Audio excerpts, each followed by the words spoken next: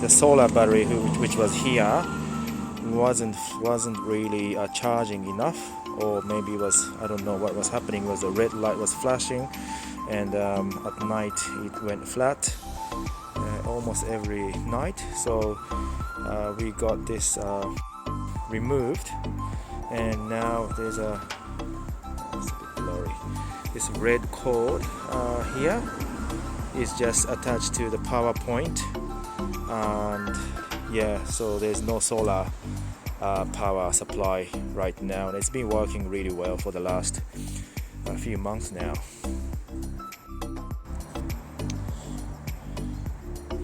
So basically this solar panel here isn't doing anything anymore. It's just there waiting to be removed. And my other problem is this remote. It uses this round battery and it drains so fast. You have to change it every 1 to 2 months.